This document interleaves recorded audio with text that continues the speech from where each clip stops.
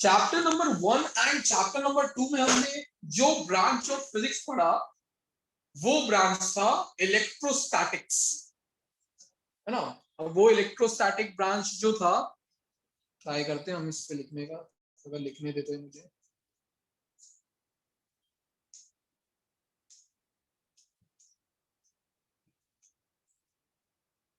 ये तो बहुत डिफिकल्ट बना दिया मैंने।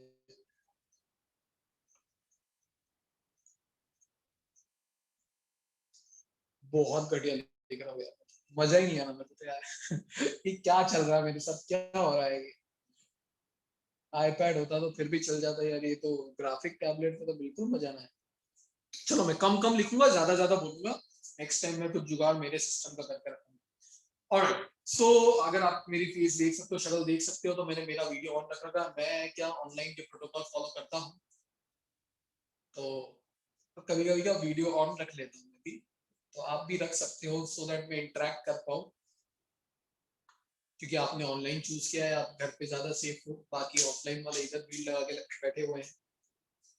चैप्टर नंबर 1 और 2 में इलेक्ट्रोस्टैटिक्स पढ़ा, जहां पे हम चार्जेस की स्टडी तो करते थे, बट चार्जेस को कभी मूव नहीं होने देते थे। हम चाहते थे कि वो ऑलवेज रेस्ट पे रहे। और कशिश जब वो रेस्ट पे रहते थे तो वो कौन कौन सी प्रॉपर्टीज को शो करते हैं? चार्ज के डेफिनेशन में थी वो प्रॉपर्टीज, अगर डेफिनेशन याद है तो अपने आप याद आ जाएगी। इलेक्ट्रिक करंट, इलेक्ट्रिक करंट नहीं, करंट नहीं, करंट तो मोशन में हो तो आता है। मैं तो बोल रहा हूँ चार्जेस रेस्ट पे है अभी हाल। तो पहली चीज, अगर तू एक चार्ज है, मैं एक चार्ज हूँ, तू पॉजिटिव मैं पॉजिटिव, मैं क्या करूंगा तुझे? प्रोटॉन, इलेक्ट्रॉन, न्यूट्रॉन, सॉरी ये न्यूट्रॉन कहाँ से आ गया बीच में, कहाँ पे चले गई तू? रुक जा, वेट कर मिस्टर सिद्धार्थ, कहाँ गया सिद्धार्थ? ये बोल भाई Siddharth, wait Mridul wait, hello yes Siddharth. Sir, repulsion and attraction. वो तो अलग थी, वो तो प्रॉपर्टी थी, पर वो रिपल्शन और अट्रैक्शन के वो तो टाइप्स थे। वो है क्या? फोर्स। फोर्स, तो जब ओके, मैग्नेट। यस, जब चार्ज रेस्ट पर होता है तो उसकी एक प्रॉपर्टी आपने पढ़ी थी, स्ट्रेट इलेक्ट्रिक फोर्स। दूसरी प्रॉपर्टी जो आपने पढ़ी चैप्टर नंबर 1 में वो थी इलेक्ट्रिक इति आई थी, इति से भी मैं 11th के बाद बोल रहा हूं। Electric field, yes, electric field. And third जो चैप्टर 2 में आपने जाके पढ़ी, धृति, क्या थी थर्ड?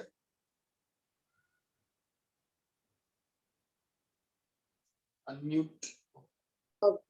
अच्छा, resistance and no no no no no, electric potential. Okay, electric potential. Yes, ये चीज वो देखो, मैं आज रियलाइज करवाने आया हूँ सबको क्लास में कि हमारा ब्लॉक टेस्ट आ रहा है और उसमें चैप्टर 1 2 3 4 के आधे पार्ट तक है, और हम चैप्टर 1 पे अगर अटके हुए हैं तो this is the right time जब हम हमारी प्रिपरेशन चालू कर दे, अदरवाइज फंस जाएंगे। तो एक चार्ज जब रेस्ट पर होता है तो वो तीन टाइप की प्रॉपर्टीज को शो करता था। First was electric force, second electric field, and third electric potential. ये चैप्टर 1 एंड 2 में आपने डेप्थ में पढ़ा था, हमने पढ़ाया था। मैं स्टेटमेंट चेंज कर देता हूं। एंड फिर आया चैप्टर नंबर 3, जहां पे चार्जेस मूव करने लगे। जब चार्जेस मूव करते हैं तो फ्लो ऑफ चार्जेस को क्या बोला जाता है?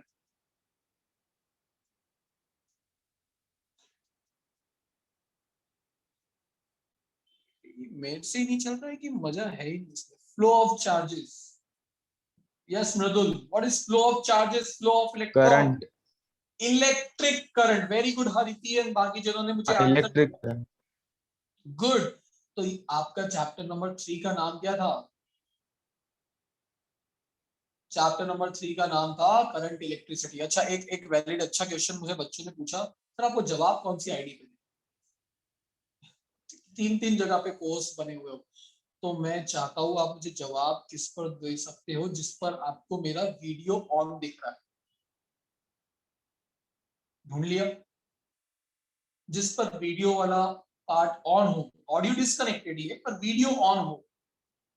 उस पर ही मुझे आप अपने आंसर्स या अपने क्वेश्चंस भेज सकते हो। क्वेश्चंस के लिए मैं चाहूंगा हैंड रेज ही करो, बट जवाब क्योंकि मैं बाकी जगह नहीं देख पाऊंगा। ऑलराइट, यस आदित्य का कोई डाउट है? आदित्य को आंसर देना। नहीं सर, नहीं डाउट। डाउट है? नहीं नहीं नहीं नहीं। ओके ठीक है। हरिति? नो सर, भूल से हो गया। Okay, no issue no issue. चलिए, तो बेसिकली चैप्टर 3 का नाम था करंट इलेक्ट्रिसिटी। क्या था? करंट इलेक्ट्रिसिटी, जहां पर आपने करंट के बारे में, रेजिस्टेंस के बारे में पढ़ा, डिवाइसेस के बारे में पढ़ा, potentiometer, meter bridge, Wheatstone bridge, Kirchhoff के लॉस पढ़े, फर्स्ट लॉ, सेकंड लॉ, ये सब इंपॉर्टेंट, वेरी वेरी इंपॉर्टेंट। ये सब चीजें आपने कहां पर पढ़ी? चैप्टर 3 में। फिर स्टार्ट हुआ चैप्टर 4, जो हम जो पढ़ना चाहते हैं एक्चुअली।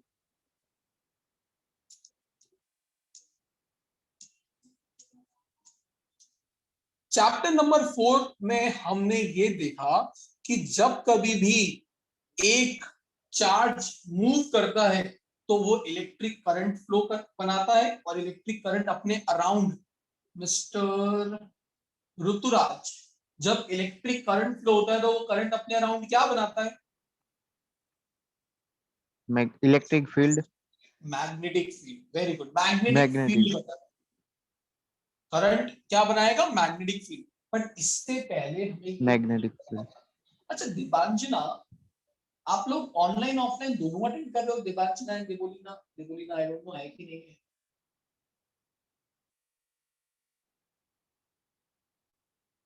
देवा, सर आप क्या बोल रहे हो, मुझे कुछ समझ नहीं आ रहा है।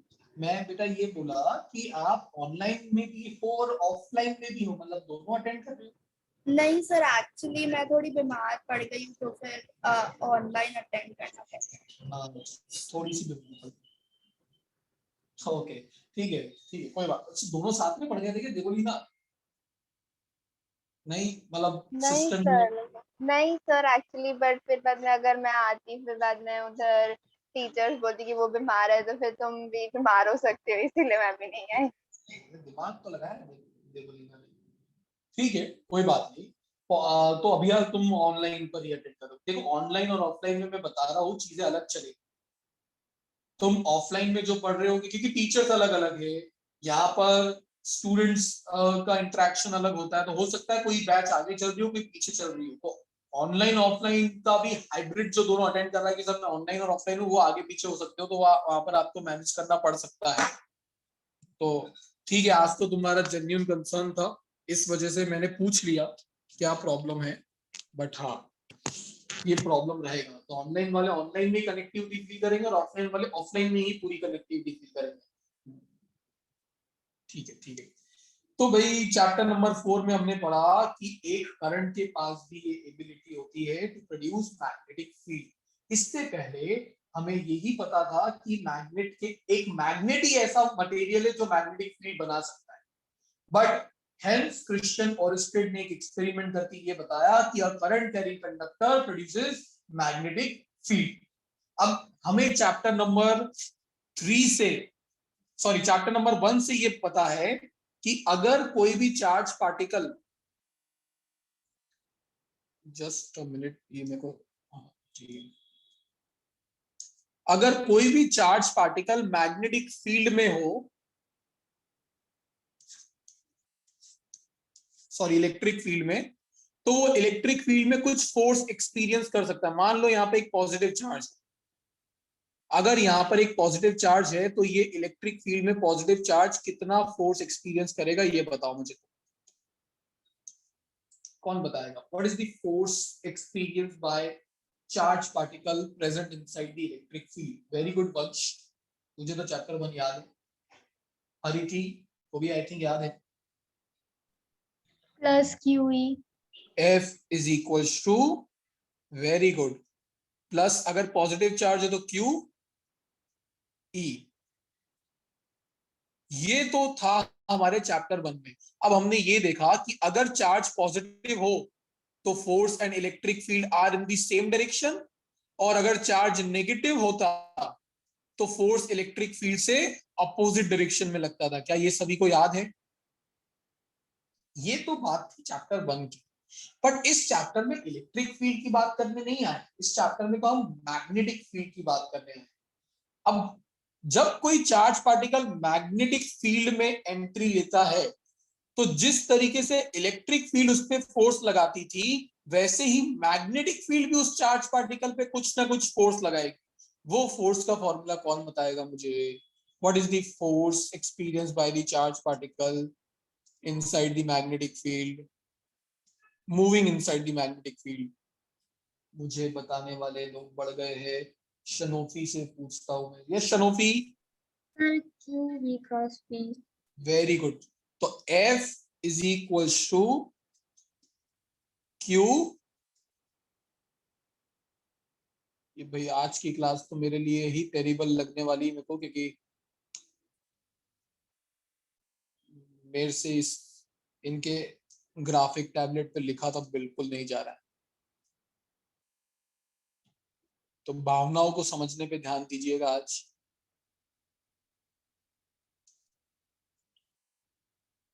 तो फोर्स का फॉर्मूला क्या था? F is equal to Q V cross B। तो मैं लिखने का ट्राई करता हूं यहाँ पे, F is equal to Q V cross B। ये तो उसका वेक्टर रिप्रेजेंटेशन हुआ। अगर आप इसको मैग्नीट्यूड में लिखो तो ये क्या होता था? Q V B sine theta. ऐसा ही होता था मैग्नीट्यूड फोर्स निकालने का। मुझे ये कौन बताएगा कि ये थीटा किसके बीच का एंगल होता है?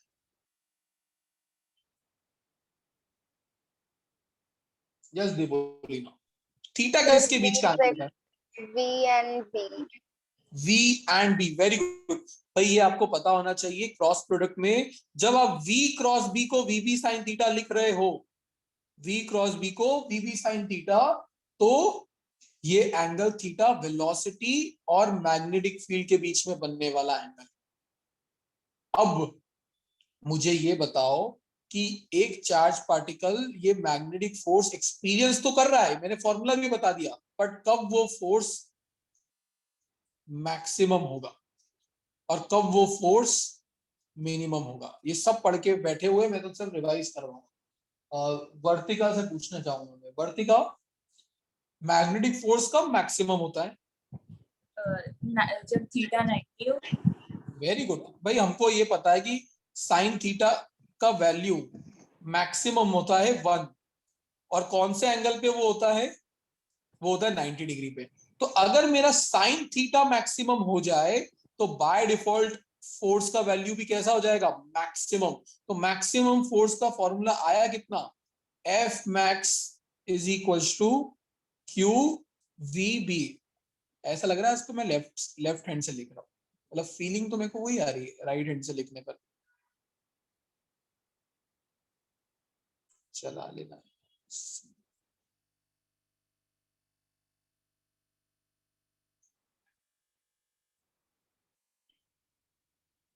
कोई मुझे ये बता सकता है कि इसका मिनिमम वैल्यू कब होगा?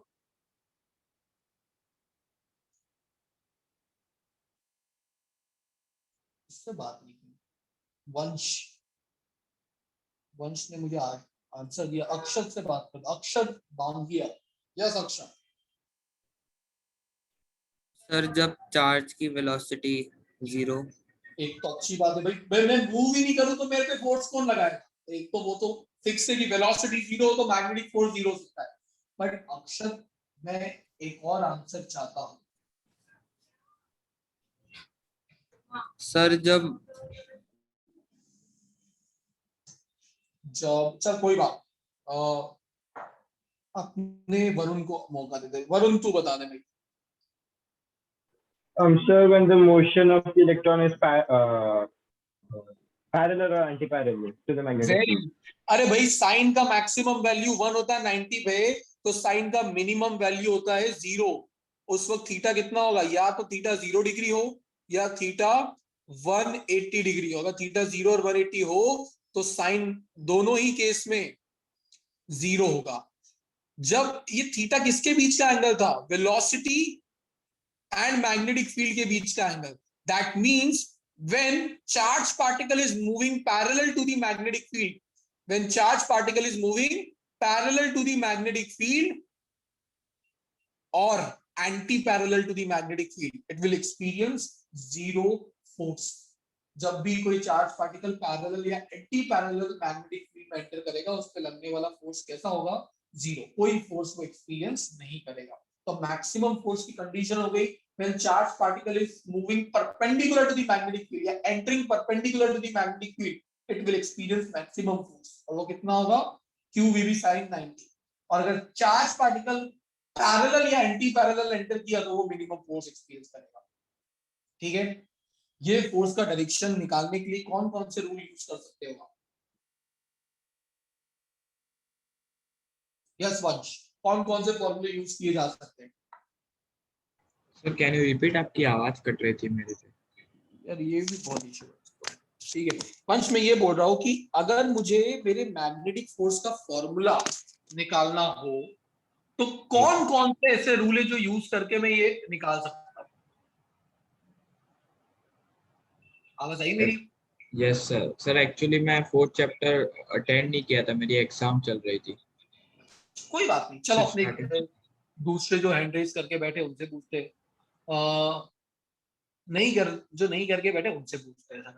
चलो याना से मैं आज तक नहीं मिला। याना वीडियो भी ऑफ करके बैठे। याना को पता है कि मैग्नेटिक फोर्स निकालने का फॉर्मूला क्या होता है, डायरेक्शन निकालने का? हाय याना, आपको मेरी आवाज आ रही है? वेरी गुड भाई, जिन जिन ने मेरे को आंसर भेजे वो सही जा रहे हो, वेरी गुड। यस आदित्य, क्या ना तो जवाब? Fleming's left hand rule. Very good. एक होता था फ्लेमिंग्स लेफ्ट हैंड रूल, जिसमें आपको अपने लेफ्ट हैंड के थंब, अगर आप मुझे देख पा रहे हो तो मैंने अपनी थंब, फर्स्ट फिंगर और सेकंड फिंगर तीनों को 90 डिग्री पे स्ट्रेच करके रखा हुआ है। तो थंब बताता है direction of force, first finger बताती है direction of magnetic field and second finger मेरी बताती है डायरेक्शन ऑफ करंट। और अगर करंट ना हो तो मैंने लिखवाया था मेरी क्लासेस में, जिन्होंने नहीं लिखा है वो लिख के रखो, सेकंड फिंगर बताती है motion of positive charge particle.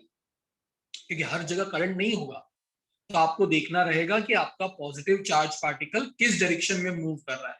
तो थंब क्या बताता है? Direction of magnetic force.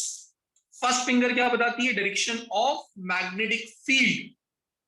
And second finger हमें बताएगी direction of motion of positive charge particle. मैंने ये वर्ड पॉजिटिव चार्ज पार्टिकल क्यों यूज किया? कोई बात नहीं आना, कोई बात नहीं। चलो आपने रिप्लाई दिया, मुझे लगा अच्छी बात है आप यहाँ पर हो। ये मुझे लगा याना तो गुल्ली मार गई। मैंने पॉजिटिव चार्ज पार्टिकल इसलिए यूज किया बिकॉज अगर आपको किसी क्वेश्चन में नेगेटिव चार्ज पार्टिकल दिया हो तो जो भी answer Fleming's left hand rule से आ रहा हो अपोजिट कर देना। अगर मेरा फ्लेमिंग्स लेफ्ट हैंड रूल बोलता है फोर्स पॉजिटिव वाई एक्सिस पे लगता है पॉजिटिव चार्ज पे, तो नेगेटिव चार्ज पे वो लगेगा नेगेटिव वाई एक्सिस में। अगर फ्लेमिंग्स लेफ्ट हैंड रूल में मेरा फोर्स का डायरेक्शन आया positive x axis for positive charge particle, तो फॉर नेगेटिव चार्ज पार्टिकल वो नेगेटिव एक्स एक्सिस होगा। मतलब जस्ट आंसर को उल्टा कर देना। तो इन दोनों तरीके से ये निकाला जा सकता है। अब आपको इसके बाद बताया गया था, थोड़ा डायरेक्शन वाली बात करते अपने।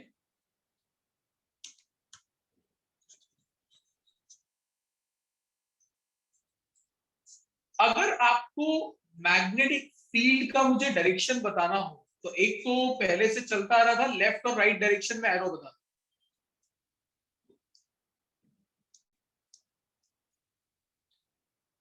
इस तरीके से हम इलेक्ट्रिक फील्ड या मैग्नेटिक फील्ड बता सकते हैं अगर वो लेफ्ट टू राइट या राइट टू लेफ्ट जा रही है। बट अगर आपको कहीं पर ऐसा कुछ दिखता हो तो ये क्रॉस क्या सिग्निफाई करते हैं डायरेक्शन को लेके, वो मुझे बताइए। और अगर कहीं पर ऐसा कुछ दिखे डॉट, तो ये डॉट क्या बता रहे होते हैं वो मुझे बताइए।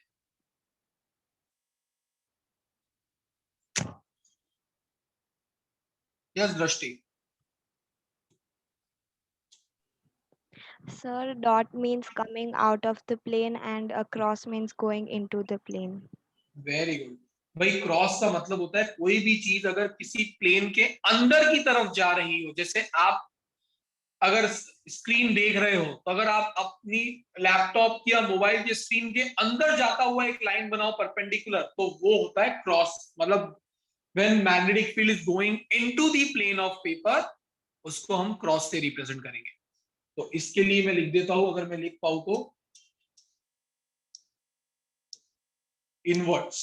और अगर मैग्नेटिक फील्ड प्लेन से बाहर की तरफ आ रही हो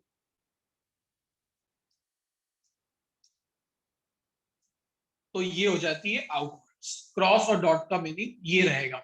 अब अगर मैं यहां से आपको डायग्राम से समझाने का ट्राई करूं,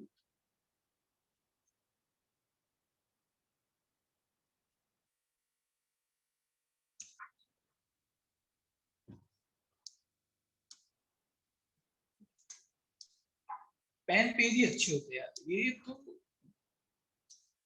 जबरदस्त प्रॉब्लमेटिक आदत नहीं। मान लेते हैं कि यहां पर एक मैग्नेटिक फील्ड प्रेजेंट है,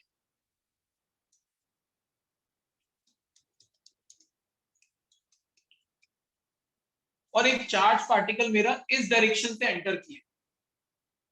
क्या आप लोग मैग्नेटिक मुझे फोर्स का डायरेक्शन निकाल के बता सकते हो फ्लेमिंग्स लेफ्ट हैंड रूल का यूज करके?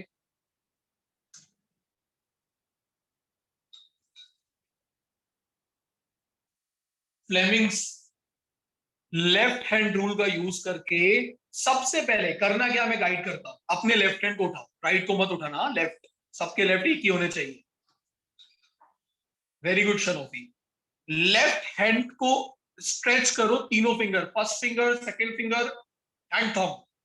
अब भाई थंब तो होता है डायरेक्शन ऑफ फोर्स जो कि निकालना है, तो थंब तो आपका आंसर होने वाला है। फर्स्ट फिंगर होती है डायरेक्शन ऑफ मैग्नेटिक फील्ड, वो है going into the plane of paper, अंदर की तरफ अपने फर्स्ट फिंगर को करो। जहां पर ये क्रॉस बताया है वहां पर ये फिंगर, फर्स्ट फिंगर अंदर की तरफ करो। और सेकेंड फिंगर है direction of positive charge particle.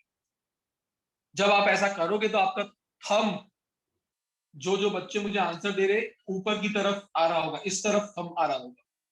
तो बेसिकली ये चार्ज पार्टिकल जब एंटर करेगा इस पर फोर्स ऊपर की तरफ लगेगा। और आपने ये पढ़ा है कि मैग्नेटिक फील्ड उसको फाइनली इस तरीके से गोल गोल घुमा देगी। मैग्नेटिक फील्ड के इस तरीके से वो मैग्नेटिक फील्ड में गोल गोल घूमने लग जाएगा। पढ़ा है, ये याद है ऐसा?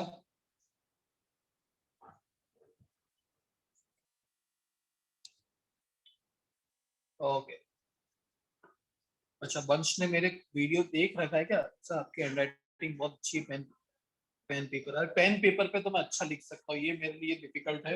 और एक्चुअली ये डिफिकल्ट नहीं है यार, ये जो मैं किसी और का सिस्टम यूज कर रहा हूँ, ये सिस्टम मेरे लिए डिफिकल्ट हो रहा है। आईपैड इजी होता है कंपैरेटिवली, बट ठीक है।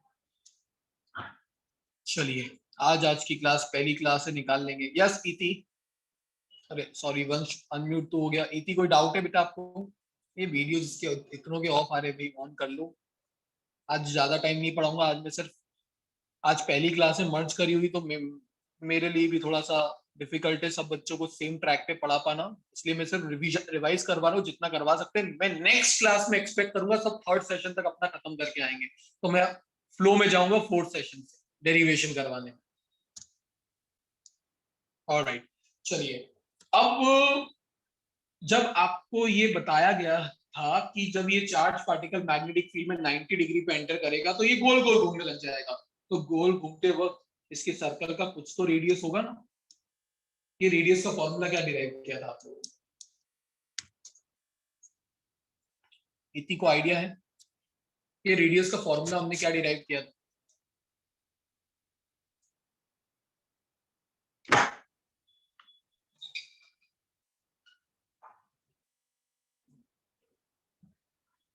ओके भाई, वंश तू ही बता दे। Yes sir, mv by qb। mv by divided qb। qb। और फ्रीक्वेंसी का फॉर्मूला क्या होता है? अच्छा, फ्रीक्वेंसी से पहले टाइम की बात करते हैं। टाइम मतलब उसको इस चक्कर एक पूरे सर्कल में घूमने में कितना टाइम लगा, वो टाइम पीरियड क्या आया था शनोफी? 2 pi m by qb. 2 pi M divided by Q B. और अगर मुझे तो बचपन में ये सिखाया गया था कि फ्रीक्वेंसी होता है 1 टाइम पीरियड, तो बेसिकली फ्रीक्वेंसी का फॉर्मूला जो आपने डिराइव किया था वो था क्यूबी अपॉन 2 पाई, ऐसा कुछ आपने डिराइव किया हुआ था, ये सब चीजें आपने पढ़ी थी। अब एक चीज मुझे अक्षर, अगर तू मुझे बता सके अक्षर, अभी हमने 2 ही केसेस की बात की। In first case particle is entering parallel और anti parallel to the magnetic field, तो वो कोई फोर्स एक्सपीरियंस नहीं करता था। In second case particle perpendicular enter किया तो वो मैक्सिमम फोर्स एक्सपीरियंस कर रहा है। तो अगर मैं बोलूं मेरा पार्टिकल एक रैंडम एंगल पे एंट्री करे तो फिर उसका मोशन कैसा होगा? अगर मेरा पार्टिकल एक रैंडम एंगल पे एंट्री करे तो उसका मोशन कैसा होगा? अक्षर तेरा आवाज नहीं आ रहा है। सर मैं कुछ बोल ही नहीं रहा, सोच रहा हूँ। सोच रहा है, बोल नहीं रहा है, ठीक है, ये भी सही है।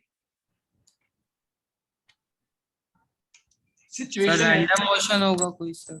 रैंडम में सर थोड़ा सा मैं डायग्राम से समझाता हूँ कि अगर मेरा साथ दे और चलिए दूसरे कलर भी आते होंगे इसमें।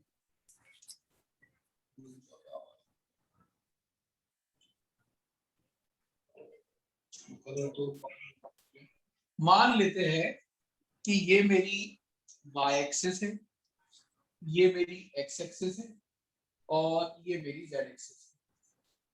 दिस इज y, ये हो गया मेरा z और ये हो गया x। और यहां पर एक मैग्नेटिक फील्ड प्रेजेंट है जो x डायरेक्शन में है। This is the direction of magnetic field. अब मेरा जो पार्टिकल है वो एक रैंडम एंगल पे एंट्री किया, यहां से ऐसे एंटर किया, तो आप देख सकते हो कि वेलोसिटी ने मैग्नेटिक फील्ड के साथ एक रैंडम एंगल बनाया। तो इस केस में यस मृदुल, पार्टिकल किस टाइप का मोशन करेगा? Sir helical. हेलिकल मोशन करेगा। वेरी गुड, हेलिकल या हेलिक्स वर्ड यूज किया जाता है। कोई मुझे बताएगा ऐसा क्यों करेगा? भाई ये सब वो चीजें जो आप पढ़ चुके हो अपनी अपनी रिस्पेक्टिव क्लासेस में। सिद्धनाथ सर ने सिद्धनाथ सर की क्लासेस में पढ़ाई है, लीना मैम ने लीना मैम की क्लास में पढ़ाई है, मैंने मेरी क्लासेस में ऑलरेडी पढ़ा रखी है। आज तो मैं सिर्फ एक तरीके से रिवाइज और मेरे हाथों की मेहनत, मतलब ये जो भी मैं बना रहा हूँ जो भी समझ में आ जाए आपको, आज कॉम्प्रोमाइज कर लेना थोड़ा सा।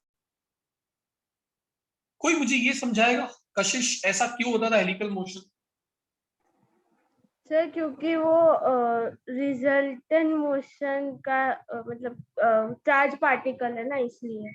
ओके, चार्ज पार्टिकल तो वैसे सभी है। मैग्नेटिक फील्ड के डायरेक्शन में करेगा इसलिए। अच्छा एक चीज बता, क्या मैं यहाँ से मेरे वेलोसिटी के 2 टुकड़े कर सकता हूँ? एक ये और एक ये। इसके ऊपर Yes, बहुत लंबा मार्कर आते हैं। क्या ये वेलोसिटी का कॉस कंपोनेंट होगा? हाँ, और अगर ये कॉस है तो ये वाला v sin थीटा। अगर हम ध्यान से देखें तो जो कॉस कंपोनेंट है वो मैग्नेटिक फील्ड से पैरेलल हो गया है। Yes sir. अगर वो कंपोनेंट मैग्नेटिक फील्ड से पैरेलल हो गया है तो बेसिकली मैं बोलूंगा कि उस कंपोनेंट की वजह से चार्ज पार्टिकल पे कोई फोर्स नहीं लगेगा, वो अनडेविएटेड जैसा एंटर किया था वैसा का वैसे ही अपने पाथ को कंटिन्यू रखेगा। यस, बट जो दूसरा कंपोनेंट है वो परपेंडिकुलर है। और मैंने अभी बताया था जब भी चार्ज पार्टिकल 90 डिग्री पे एंटर करेगा और मैग्नेटिक फील्ड उसको गोल घुमा देती है। अब उसके पास ये वाला कंपोनेंट भी है और ये वाला कंपोनेंट भी है। ये वाला उसको आगे ले जाने में हेल्प करेगा, ये वाला कंपोनेंट उसको गोल घुमाने में हेल्प करेगा। बेसिकली जब ये दोनों चीजें साथ में हो रही होती है तो पार्टिकल इस टाइप का मोशन करते हुए आगे की तरफ जाता है, ये आपको बताया गया था और इसी को हम बोलते हैं हेलिकल मोशन। इसमें किसी को कोई डाउट आ रहा हो इस पार्ट में तो आप पूछ सकते हो।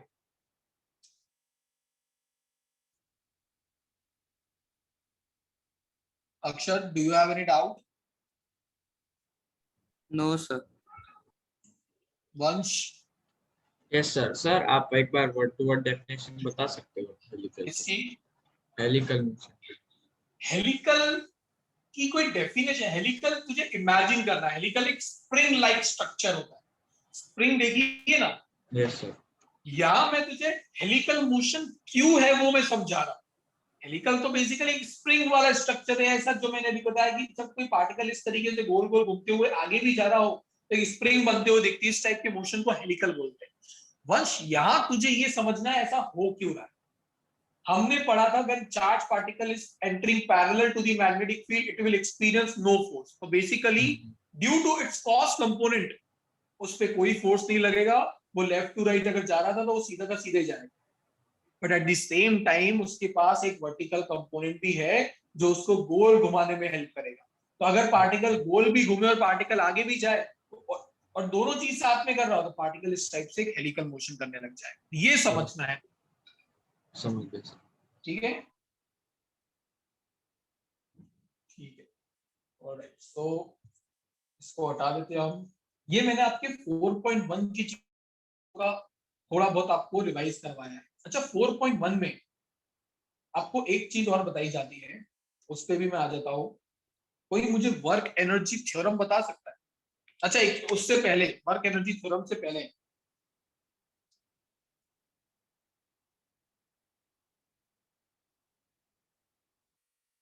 अगर एक चार्ज पार्टिकल सर्कल में घूम रहा हो तो उसकी वेलोसिटी का डायरेक्शन कैसे निकाला जाता था 11th स्टैंडर्ड में? ये मुझे देवांजना बता सकती है. अगर कोई चार्ज पार्टिकल इस तरीके से घूम रहा हो तो इसकी वेलोसिटी का डायरेक्शन कैसे निकाला जाता है किसी भी पॉइंट पर? सर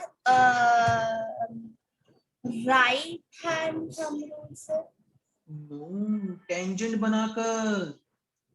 अच्छा, वो तो मैग्नेटिक फील्ड निकालता. Sorry sorry. यस. अभी अगर कोई पार्टिकल चार्ज, कोई भी ऑब्जेक्ट सर्कुलर मोशन में हो और किसी पॉइंट पे आपको उसकी वेलोसिटी का डायरेक्शन निकालना हो तो आपको वहां पे टेंजेंट बना देना होता है. क्या टेंजेंट बना रहा हूँ, देखो आज तो मैं मेरी कला दिख रही है. ठीक है, ओके.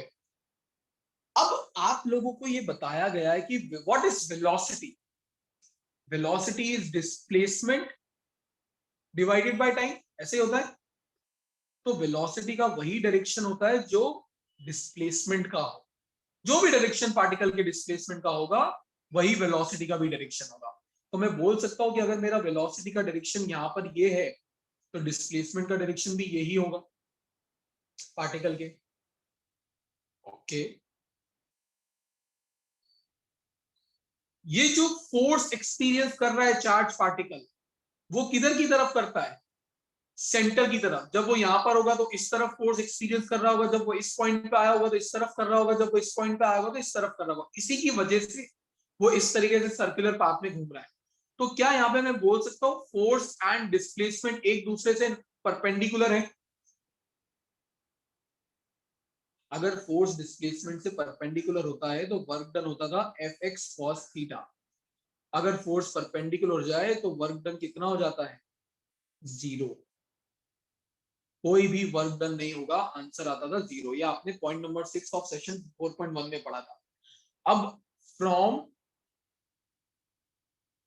वर्क एनर्जी थ्योरम, भाई किसी को पता है वर्क एनर्जी थ्योरम? अदिति, क्या थी work energy theorem? Delta K is equal to W net. Very good. भाई किसी भी ऑब्जेक्ट के ऊपर जो नेट वर्क डन होता है वो उस ऑब्जेक्ट की चेंज इन काइनेटिक एनर्जी के बराबर होता है. बट यहाँ पर एक मैग्नेटिक फील्ड एक चार्ज पार्टिकल पे कितना वर्क कर रही है? 0. अगर मैग्नेटिक फील्ड चार्ज पार्टिकल पे 0 वर्क कर रही है तो मतलब चार्ज पार्टिकल की काइनेटिक एनर्जी भी कितनी होगी? 0. क्योंकि अगर W नेट 0 है तो इसकी जगह 0 रख दिया मैंने तो डेल्टा K का वैल्यू भी 0 हो जाएगा. डेल्टा K होता है final kinetic energy minus initial kinetic energy. तो अगर मैं इस इक्वेशन को देखूं तो मैं बोल सकता हूं मेरी फाइनल काइनेटिक एनर्जी इनिशियल के बराबर होगी. इसी वजह से डिफरेंस 0 आ रहा है. फाइनल काइनेटिक एनर्जी और इनिशियल काइनेटिक एनर्जी बराबर होने का मतलब क्या है? मेरे पार्टिकल की फाइनल स्पीड और इनिशियल स्पीड बराबर होगी। इससे कंक्लूजन क्या निकलता है कि जब भी एक चार्ज पार्टिकल मैग्नेटिक फील्ड में आके गोल गोल घूमने लगता है तो मैग्नेटिक फील्ड उसको सिर्फ गोल घुमा रही है, उसकी स्पीड चेंज नहीं कर सकती है। और जब भी कोई ऑब्जेक्ट यूनिफॉर्म स्पीड से गोल गोल घूमे तो उसके मोशन को क्या बोला जाता है? Uniform circular motion. तो यहां से आपको ये चीज याद रखनी होती है कि अगर आपका चार्ज पार्टिकल मैग्नेटिक फील्ड में 90 डिग्री पे एंटर किया तो पहली चीज वो मैक्सिमम फोर्स एक्सपीरियंस करेगा QVB, क्योंकि साइन 91 हो जाएगा। और वो फोर्स जब आप फ्लेमिंग्स लेफ्ट हैंड रूल से निकालोगे तो आपको पता लगेगा कि वो फोर्स उस पर उस पार्टिकल को इस तरीके से गोल गोल घुमा रहा है। और जब वो गोल घुमाता है तो उस वक्त उसकी स्पीड पूरे टाइम कांस्टेंट रहती है। और अगर स्पीड कांस्टेंट हो तो हम बोलते हैं ऑब्जेक्ट कैसा मोशन कर रहा है? Uniform circular motion. इसमें किसी को डाउट हो तो पूछ लो। रघु कोई डाउट है? हाँ सर, वो एक जो डेरिवेशन है ना, ये घूमता है जब पार्टिकल मैग्नेटिक फील्ड में जाकर के, तो उसमें ये kinetic energy equals to half mv² लिखा है। यस। उसके इक्वल में 1/2m mv², ये कुछ समझ में नहीं आया था। इसके इक्वल्स टू में, अच्छा ठीक है, 1/2। हाँ चलो मैं वो डेरिवेशन जो मैंने फॉर्मूला बताया r = mv/qb वो सब वाला पार्ट करवा देता हूं, जो रिवाइज ही करवाना था आज की क्लास में वो भी कर लो। अगली क्लास से मैं सिर्फ 4.4 पे जाऊंगा, तब तक मैं मान के चलूंगा कि आप लोग ये पढ़ के आओगे। चलो पेज आगे जाता है ना, आगे ले जाते हैं इसको। कोई भी पार्टिकल दुनिया में अगर गोल घूम रहा हो तो याद रखिएगा उसके गोल घूमने के पीछे का रीजन क्या है? Centripetal force. तो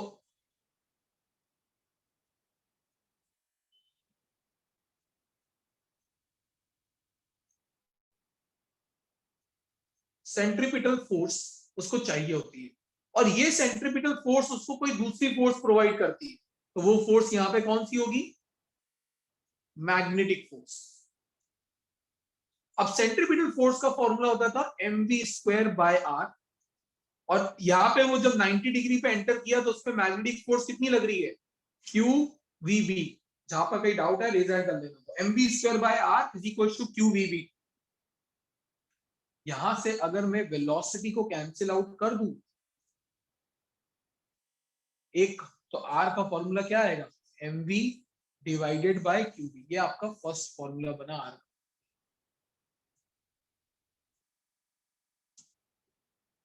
अब महान पुरुष ने कहा है कि मास इनटू वेलोसिटी को मोमेंटम भी लिखा जा सकता है।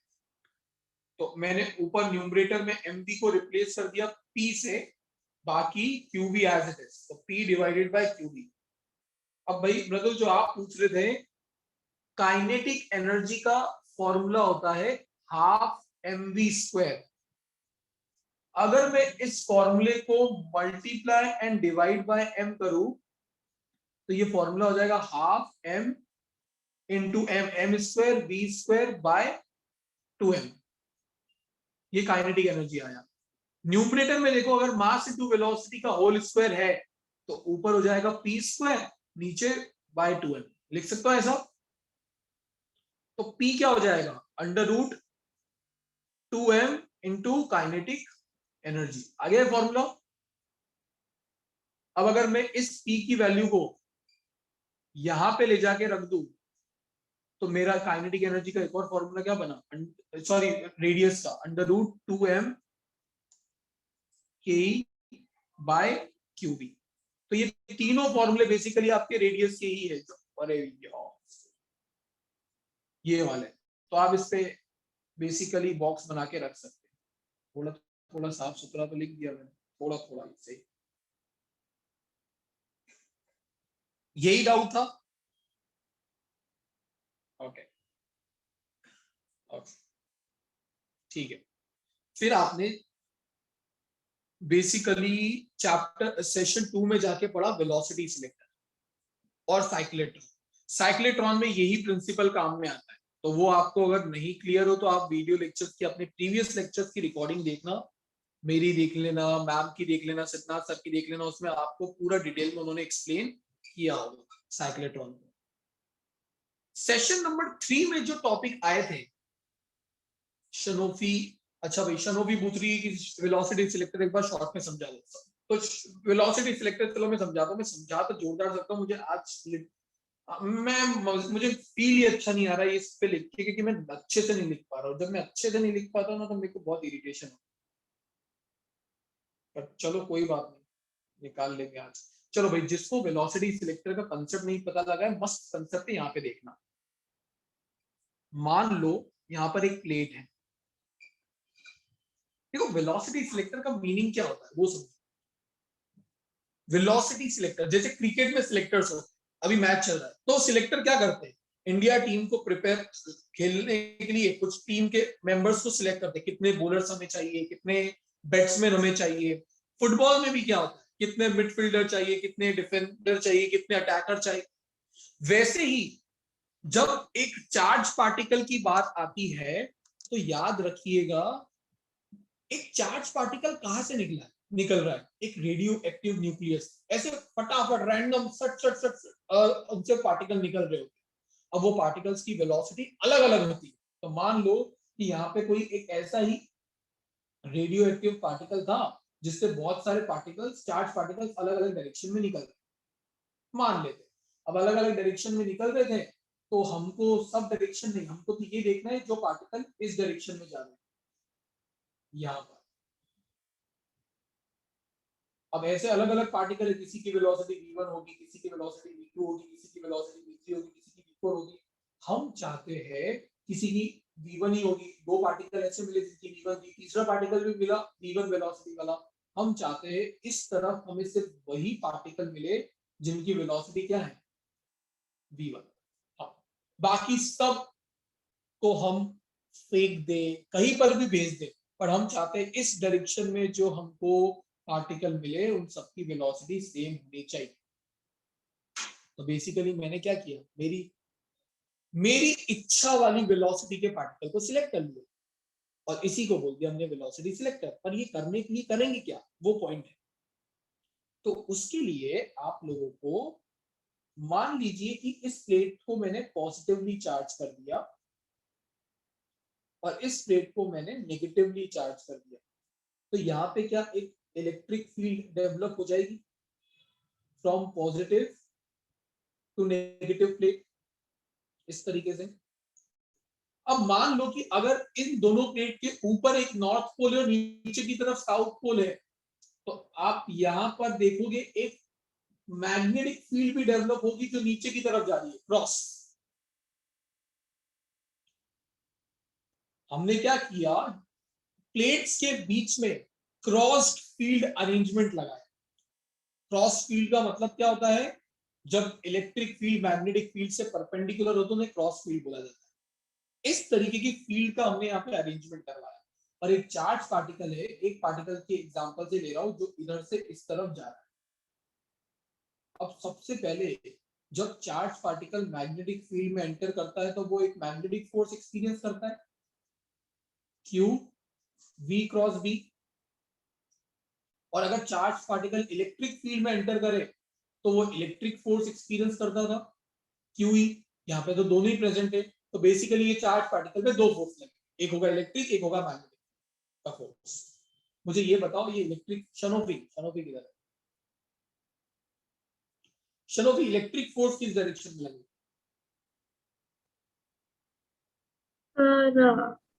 Positive negative downwards. Very good. तो this is the direction of electric force due to electric field. और आप जब फ्लेमिंग्स लेफ्ट हैंड रूल का यूज करोगे, मैं करके नहीं बता रहा हूं, तो मैग्नेटिक फोर्स का डायरेक्शन ऊपर आएगा। तो यहां पर जो टोटल फोर्स मेरे चार्ज पार्टिकल पे लग रहा है वो क्या हो गया, F electric plus F magnetic. अब इलेक्ट्रिक फोर्स कितना है, QE। मैग्नेटिक फोर्स कितना है, QVB। साइन 90 हो गया, 1 हो गया। यहाँ पे जब यहाँ पे थीटा का वैल्यू वेलोसिटी और मैग्नेटिक फील्ड में 90 डिग्री बन रहा है, तो साइन 90 हो गया 1 हो गया। तो this is the total force experience by the charge particle under the influence of both electric and magnetic field. अब मुझे एक लॉजिक बताओ, फिजिक्स भूल जाते हैं यहाँ पे, लॉजिक बताओ। अगर मेरे इलेक्ट्रिक और मैग्नेटिक फोर्स सेम हुए मैग्नीट्यूड वाइज, देखो इधर ये मैग्नेटिक ये इलेक्ट्रिक, अगर ये दोनों फोर्सेस के वैल्यू मैग्नीट्यूड वाइज सेम है और डायरेक्शन वाइज अपोजिट है, तो मेरे उस चार्ज पार्टिकल पे लगने वाला जो टोटल फोर्स है, नेट फोर्स, वो 0 हो जाएगा। तो अगर मेरे चार्ज पार्टिकल पे लगने वाला टोटल फोर्स 0 है, तो वही पार्टिकल नेट फोर्स 0 एक्सपीरियंस करने की वजह से, वेट मेरा पेन इधर मिलेगा मुझे, जिस पार्टिकल पे लगने वाला नेट फोर्स 0 होगा वो इस तरफ मिलेगा मुझे, बाकी सब या तो ऊपर की तरफ डेविएट होंगे क्योंकि मैग्नेटिक फोर्स ज्यादा था, या नीचे की तरफ डेविएट होंगे क्योंकि इलेक्ट्रिक फोर्स ज्यादा था। पर जिन जिन पार्टिकल पे ये दोनों फोर्स इक्वल एंड अपोजिट थे, वो सब क्या सीधे के सीधे निकल जाएंगे। हमें वही पार्टिकल चाहिए जो सीधे निकले, बाकी सब तो अवॉइड हो जाएगा। तो इसको करने के लिए मैं क्या करूंगा, अगर मेरा QE का वैल्यू QVB के बराबर हो जाए शनोफी, तो Q से Q कैंसिल आउट हो जाएगा, वेलोसिटी का फॉर्मूला क्या मिला, E/V। मतलब जो पार्टिकल मुझे इस तरफ मिल रहे होंगे वो सब पार्टिकल के लिए वेलोसिटी का रिलेशन क्या होगा, E/V। अब मैं चाहता हूं कि जिन जिन पार्टिकल की वेलोसिटी 10 मीटर्स पर सेकंड थी वही मुझे इस तरफ मिले, बाकी सब